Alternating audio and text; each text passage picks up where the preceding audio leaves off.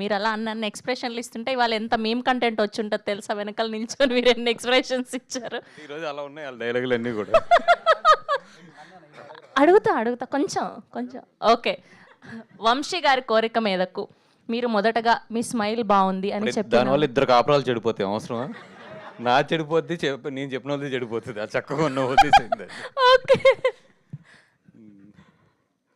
అంటే వీళ్ళ ముందు ఏదైనా మాట్లాడాలన్నట్టే కూడా నాకు భయం వేస్తుంది. అందుకే నేను చెప్పాను వంశీ పక్కన కూర్చోకుండా వచ్చిన వెంటనే అని చెప్పి, ఇట్లాంటి ఛాలెంజ్లు ఎన్ని వస్తాయని చెప్పి. వన్ థింగ్ అంటే నేను ఈ మధ్యలో చాలా సినిమాలు చూస్తున్నాను, కొత్తగా వచ్చేవాళ్ళు వాళ్ళ స్టేజ్ మీద మాట్లాడి కానీ ఇవన్నీ కూడా చూస్తున్నాను.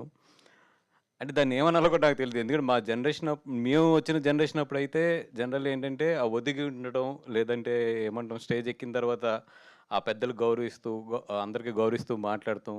ఇది మా జనరేషన్ అనుకుంటా. ఇప్పుడు జనరేషన్ అంతా జెన్జీ, వీళ్ళంతా కూడా కొట్టేమో తెచ్చేమో అన్నట్టు ఉంటారు.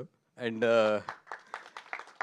లైక్ అంటే వీళ్ళ కాన్ఫిడెన్స్ ఐఎమ్ 100% నేను దాన్ని నిజంగా అప్రిషియేట్ చేయాలి, అంత కాన్ఫిడెన్స్ అదిని. బట్ నాది ఒకటే ఏంటంటే ఇది రాగానే ఇది నేను చూసినప్పుడు ఒకటే అనుకున్నది ఏంటంటే the biggest small film of the decade.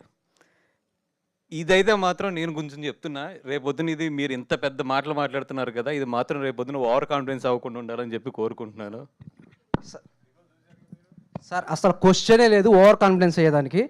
అక్కడ రాసిన ప్రతి వర్డ్ని సెప్టెంబర్ వర్డ్ ప్రూవ్ చేసుకుంటాం సార్. మా వైపు నుంచి మాకు ఒక్కటే రిక్వెస్ట్ సార్, మిమ్మల్ని రిక్వెస్ట్ చేసేది, మాకు మంచి నెంబర్ ఆఫ్ థియేటర్స్ ఇప్పించండి. మినిమం 50 కోట్లకు రాసి కొట్టి చూపిస్తాం. మా డైరెక్టర్ చాలా మెతక సార్. బేసిక్గా ఎంత మంచి సినిమా చేసినా కానీ వాళ్ళు ఏమనుకుంటారు వీళ్ళు ఏమనుకుంటారు అని చెప్పి ఇలా మాట్లాడుతూ ఉంటాడు. నేను చెప్తున్నాను, మేము స్టిక్ అయి ఉన్నాము. మా నోటి చెప్పింది ఏదో కవర్ చేసాడు ఏమన్నా అనుకుంటారేమో కానీ, బట్ మేము ఆ సెంటెన్స్ మొత్తానికి మేము స్టిక్ అయి ఉన్నాము. మేము సెప్టెంబర్ 4 ప్రూవ్ చేసుకుంటాం. నాకు చెప్పకుండా రిలీజ్ కూడా చేసేస్తున్నారండి సినిమా. నేను ఏదో గెస్ట్కి వచ్చాం అనుకుంటున్నాను, రిలీజ్ కూడా చేసేస్తున్నారండి మీరు. ఏమో వీళ్ళ కాన్ఫిడెన్స్ చూస్తుంటే, అంటే నేను సినిమా అయితే నేను చూశాను డెఫినెట్గా. నేను నెలకి ఒక 10 సినిమాలు మినిమం చూసి చాలా సినిమాలకి ఏం చెప్తానంటే, అరే బాబు మీరు ప్రసాద్ ల్యాబ్లో అట్లా డబ్బులు కూడా వేస్ట్ చేయొద్దని, వీళ్ళ బిజినెస్ కూడా చాలా చెడగొడుతూ ఉంటాను నేను. అట్లా కాకుండా కొన్ని సినిమాలకి ఏంటంటే మీరు ట్రై చేయండి. అంటే కంటెంట్ బాగుంది, బట్ ఒక సినిమా హిట్ అవ్వడానికి లేదా ఒక సినిమా డబ్బులు రావడానికి ఏంటంటే కంటెంట్తో పాటు చాలా ఫ్యాక్టర్స్ కలిసి రావాలి. It's not only the good content, it's not only the good film. ఒక సినిమా సక్సెస్ అవ్వాలంటే దానికి నెంబర్ ఆఫ్ ఫ్యాక్టర్స్ కలిసి రావాలి మన కంటెంట్తో పాటు. అట్లాగా కొన్ని అది మన చేతుల్లో ఉండదు. సో కంటెంట్ బాగున్న సినిమాలకు నేను ఎప్పుడు ఏం చెప్తుంటే మీరు వేసి చూడండి అంటాను. లేదు కొన్ని నాకు బాగా కాన్ఫిడెంట్ ఉంటాయి, దాన్ని ఏంటంటే నేను 100% చేతిలో తీసుకుని నేను ఎదురుకొచ్చి చేస్తాను. కానీ అలాగని మంచి కంటెంట్స్ మంచి ఇది ఉన్న అన్నింటినీ కూడా డెఫినెట్గా మీరు రిలీజ్ చేయండి అని చెప్పి నా సపోర్ట్ ఎప్పుడు కూడా చేస్తుంటాను. నేను ఒక సినిమాకి వచ్చి ఓకే నేను థియేటర్స్ నేను ఏదైనా మాట్లాడతాను అంటే దాంట్లో ఎంతో కొంత మ్యాటర్ లేకపోతే నేను అది తీసుకున్నాను, అదైతే నేను గ్యారంటీ. ఎందుకంటే నా ఎగ్జిబిటర్స్ టైం కానీ ఎగ్జిబిటర్స్ పవర్ బిల్ కానీ నాకు తెలుసు వాళ్ళు ఎంత కష్టాలు పడతారు. వాళ్ళు ఊరికి ఒక్క షోకి పవర్ బిల్ వేస్ట్ అయినా కూడా నాకు బాధగా ఉంటుంది. కానీ కొన్ని సినిమాలు ఏంటంటే మనం రిలీజ్ చేయాలి, వెయిట్ చేయాలి. ఎందుకంటే మనం ఇక్కడ ఏం దేవుళ్ళం కాదు, ఇది జడ్జ్ చేసి ఇది సూపర్ ఆడేస్తుంది లేదంటే ఇది బ్లాక్ బస్టర్ ఇది అని చెప్పడానికి. అలాగే చెప్పేవాడు ఉంటే కనుక నిజంగా అతనికి ఇప్పుడు ఇక్కడ మన ఫిల్మ్ నగర్లో విగ్రహం కట్టేసేవారు, మొత్తం అంతా కలిపి రోజు వెళ్ళి అక్కడికే గుడి చేసుకుని పూజ చేసుకుని వచ్చేవాడిని పొద్దున్నే.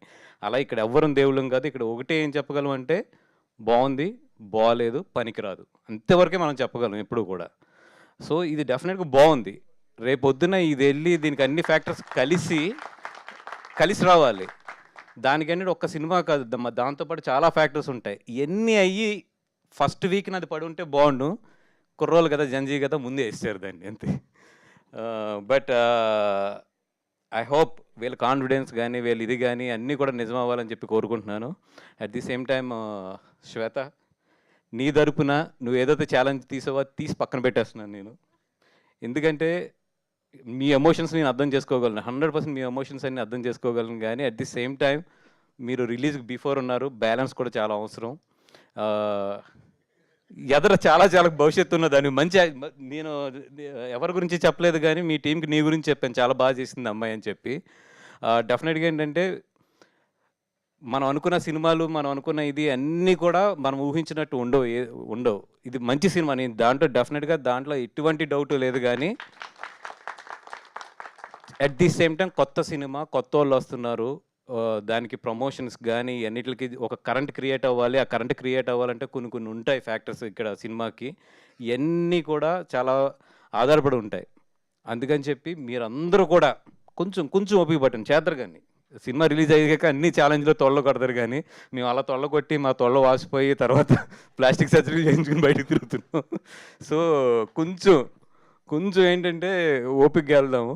అండ్ డెఫినెట్గా వీళ్ళందరూ కూడా చాలా కష్టపడి మంచి సినిమా అయితే తీశారు. ఎస్పెషల్లీ ఈ సినిమా ప్రొడ్యూసర్ని మెచ్చుకోవాలి నేను, తేజాని. ఎందుకంటే 80% ఆఫ్ తన ఫస్ట్ సినిమాలో కానీ ఈ సినిమాలో కానీ 80% ఆఫ్ ద క్రూకి తను కొత్త వాళ్ళకి అందరికీ ఛాన్స్ ఇచ్చారు. ఈ సినిమాకి వచ్చి నేను నిలబడి ఈ స్టేజ్ మీద మాట్లాడటానికి that is one of the factor. అంటే ఒక కొత్త వాళ్ళని ఎంకరేజ్ చేస్తున్నా, డెఫినెట్గా మనం ఎంతో కొంత ఈ సినిమా గురించి మాట్లాడాలి అనేది.